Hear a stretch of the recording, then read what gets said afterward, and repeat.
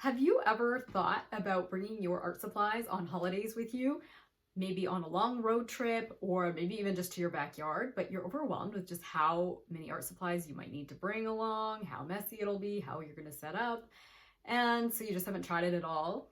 Or maybe you have done it and you found it rather complicated and you decided to not do it too often. Well, I have a great solution, and that is watercolor pencils.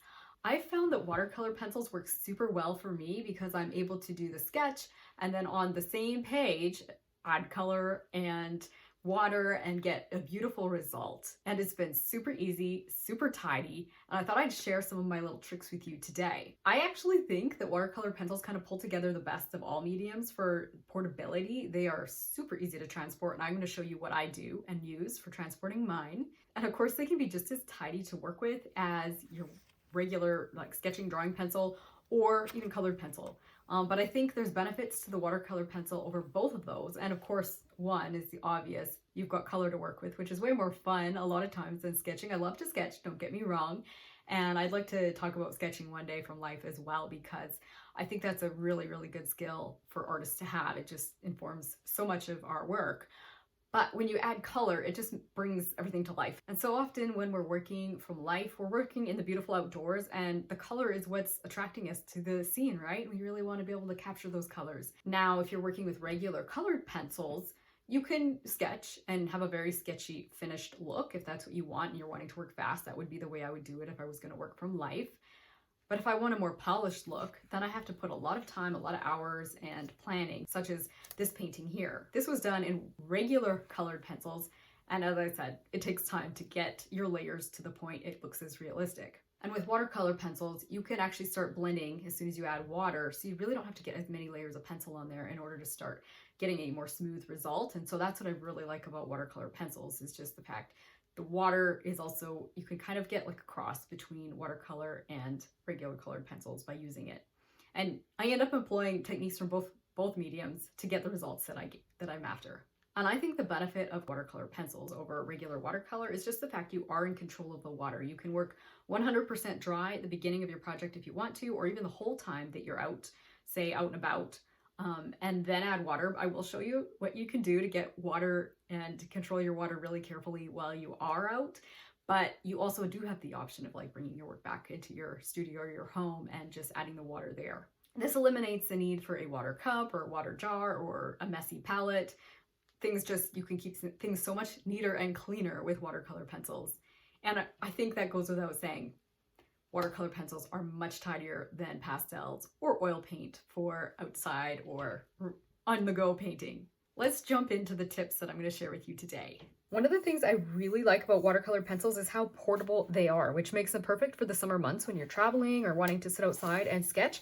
In here, I have my watercolor pencils, and these rolls are perfect for transporting. The pencils fit in here fairly snug. Like they move around for sure, easy to pull out, but you can easily transport them and they will stay put for you, and they also will stay organized however you want them. I tend to like arranging mine in the order of the color wheel.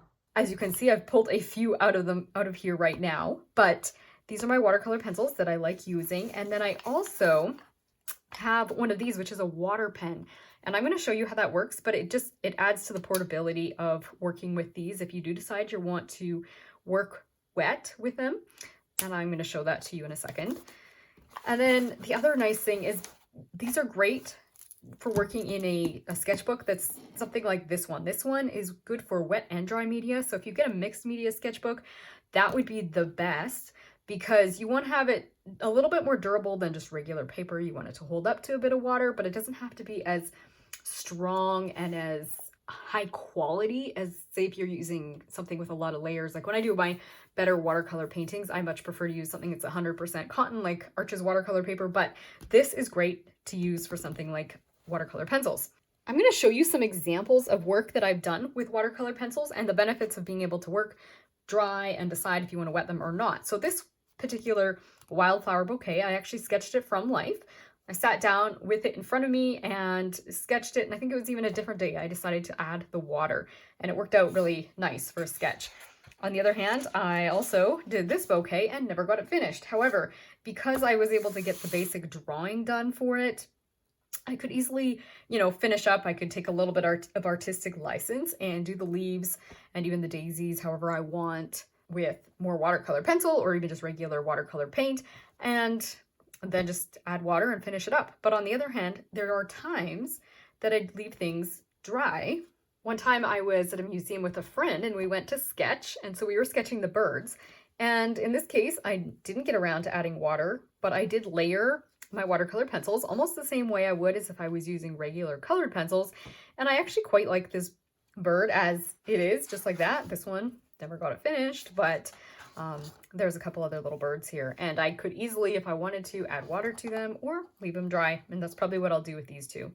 Here's an example of a little small branch of million bells, or you call them calabrosia. Anyway, those got picked and put in a little jar or glass in our kitchen, and I just went ahead, sketched them with my watercolor pencils, and then I did add water to this one, and I really like how that one turned out. In this case, I was just playing around with my black watercolor pencil and sketched out these tulips. And then I threw just a tiny little bit of pink on there to give it a little bit of color. But I do find that the watercolor pencils are perfect if I'm working from life, and that's what most of these have been. Situations where I want to sketch some flowers just that are sitting in my kitchen, maybe things that we've just picked from out in the yard. And in this case, these were some tulips that we had around from Easter. And sometimes being able to sit down and do a full watercolor painting just doesn't always work out with the schedule or with the time. Or maybe sometimes I just want to start sketching and see where things go, and I find that this is a great medium to do that in. Last summer, I was sitting on the deck and sketched these dahlias. And again, I didn't get around to adding the water to them.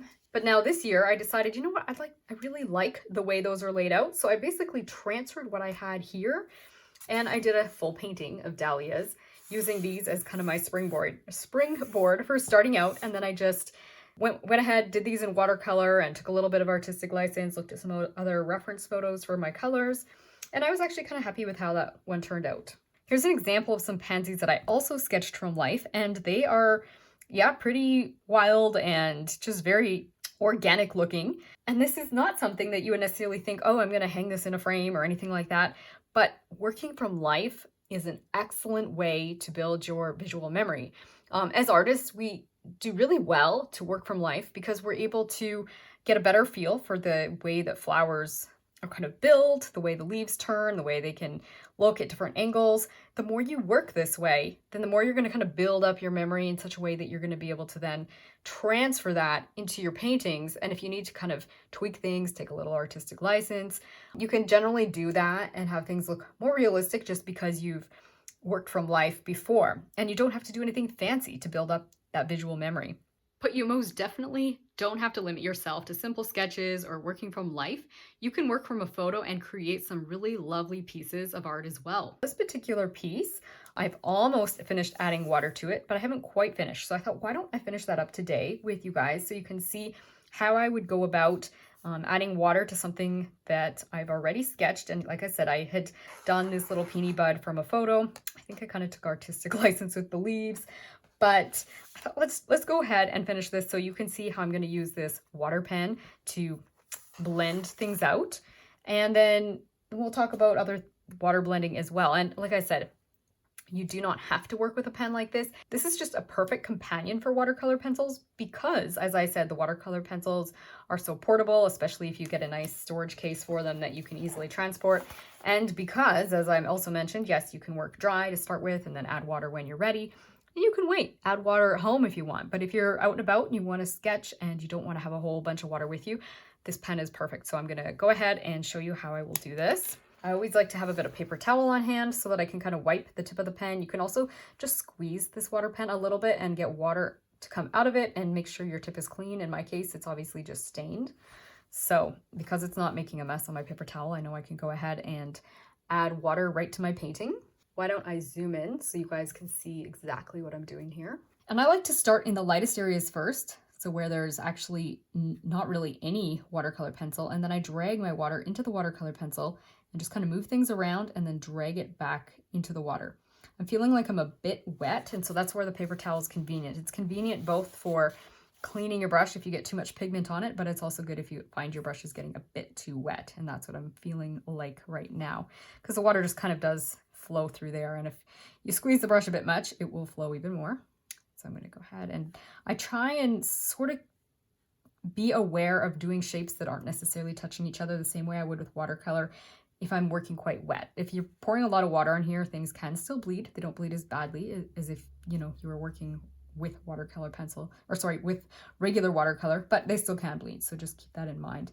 I'm going to go ahead and add a little bit of water in a few places where things are looking a little bit too sketchy still. If you like that sketchy look, just leave more of it dry. And I'm going to go over here. Again, I'm going to start kind of in the lighter area, work my way into the darks.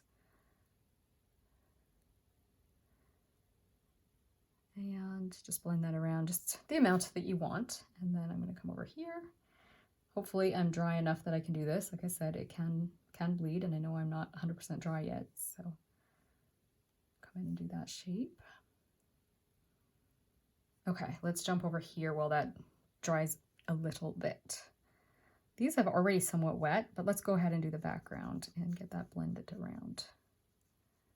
This is kind of a pretty teal color. This is definitely something I took artistic license in because I don't think my reference photo had so much teal in it.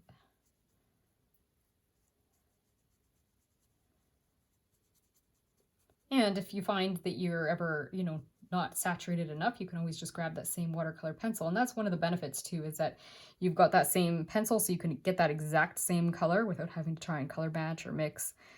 You can just pick up the one that you used for doing your original work with. Okay, let's try this shape. I know I'm still wet, but I'm just going to see if I can make it work. And come down into this little one here. It's outer leaf, or sorry, outer petal. And there you have it. That's kind of how I would go about adding water to a piece that's been sketched in watercolor pencil. But why don't we have some fun and try it on a few of my other pictures from the past? That way you can see how I would use it in different flowers, different circumstances. So I'm going to, again, start where it's lighter and work my way into the darks. I have a blend of purples in this particular picture. You can see I just did two shapes that were touching, but I think that worked okay. You can also do that on purpose if you want things to blend a little bit into each other. So, and the amount you rub is going to affect how much pigment you move around. You just have to be careful you don't over rub or over wet, because sometimes you can end up flattening all the beautiful work you've already done. I have some more information on watercolor pencils in the video. I will include the link below. In that video, I'm coloring an adult coloring page, but a lot of the same techniques will apply, whether you're using a water brush or a regular paintbrush, and just the way that you layer the pencil also applies. So you can go ahead and watch that if you'd like. So again, starting in the lights and working my way into the darks.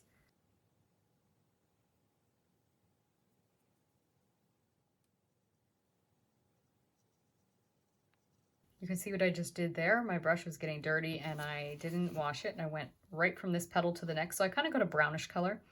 I'm okay with it because it kind of pushes that petal back, but generally I wouldn't care for brownish looking petals in my flowers. So keep that in mind whenever you start picking up several colors, especially colors that are across the color wheel from each other. You definitely want to wash your brush, or at least, like, you know, wipe it, squeeze it a little bit, just make sure that the tip of the brush is clean.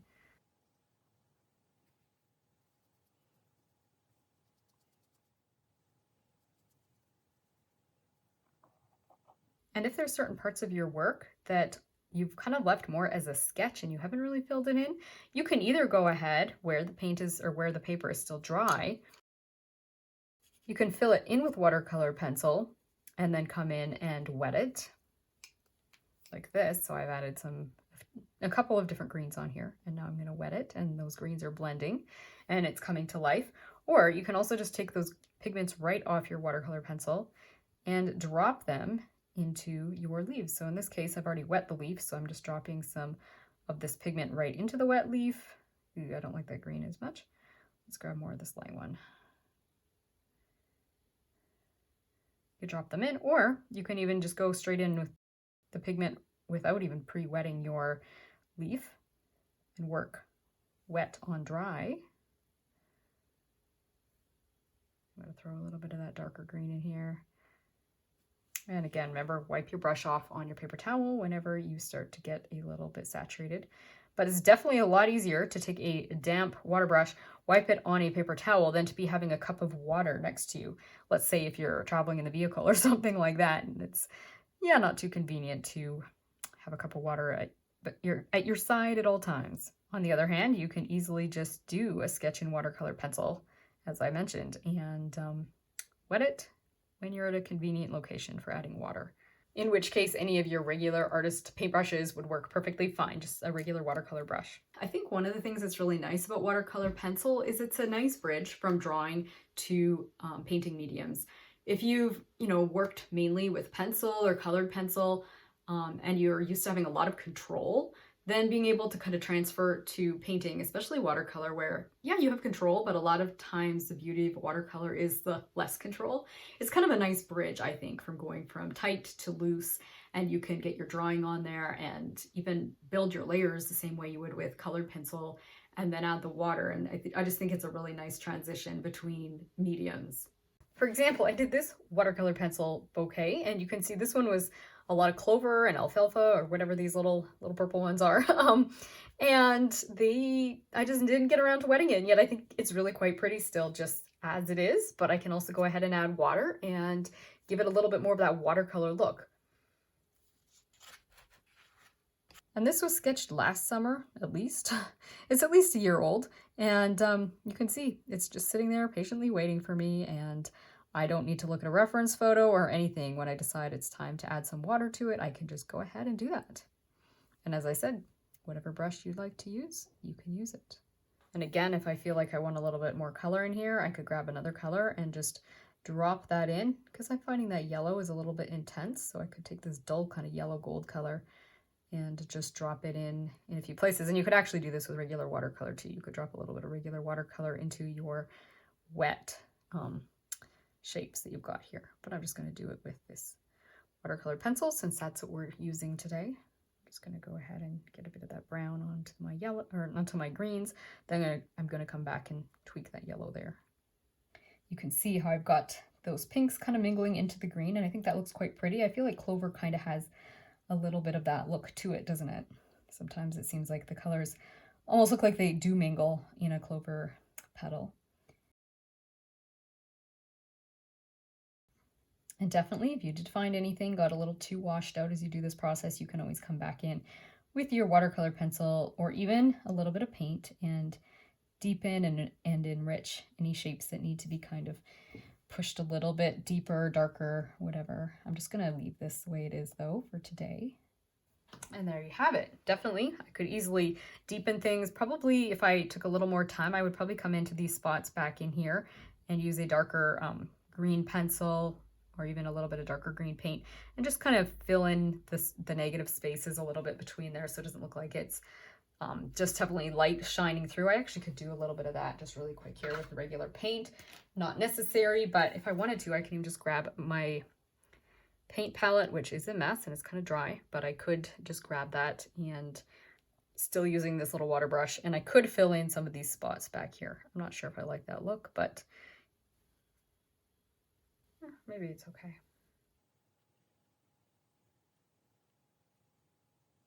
There you have it. That's what you can do. You can add paint if you do decide you want a little bit more. All right, I'm not going to mess around anymore with that. I think you get the idea though, how you can come in and work on a piece that you've already sketched in advance and just wet the shapes and add a little more life to it. So I think you can tell when you look at these pieces that I've showed you so far today, is that I always like to start with the sketch first, get that foundation in place at the very beginning. And I'll often sketch with, sometimes I'll use the color that actually is maybe the thing I'm working with. In other words, if the flower's pink, I will use a pink pencil, but you could use a neutral colored watercolor pencil, or maybe even purple. Purple is actually a color I have kind of used as like a default sketching color. Just don't push too heavy or hard, and maybe think about not using it with your yellows or really soft, warm colors. And then secondly, I would add the color. So, once you've got that foundation there, you can get the color on the way you want it. You can always get just even the first layer, right, as you saw with the watercolor pencils, and then build up as you later on add water.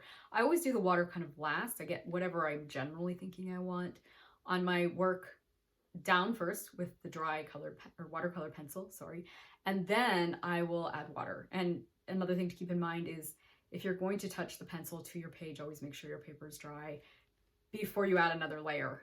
You can do the wiping the pencil or like wiping the paint off the pencil technique while the paper is wet, but I wouldn't do it directly like pencil to paper because the paper is a bit fragile when it's in a wet stage. And then very soon I'm going to be releasing a video on some simple wildflowers that you can do with watercolor pencil. So I think you're going to enjoy that. For that, you don't have to work with a reference photo or anything. You can just follow along with what I'm doing. And I'm going to show you kind of how I would actually work through the process from just getting the sketch on there and then adding the color and finally adding the water. And they're going to be super fun, super beginner friendly and easy.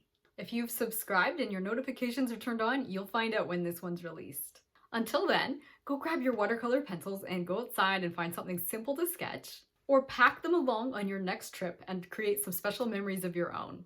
I hope that these flowers have brought a little taste of God's beauty and peace into your everyday life, and that these tips have inspired you to continue enjoying your own creative journey. See you again soon. Bye!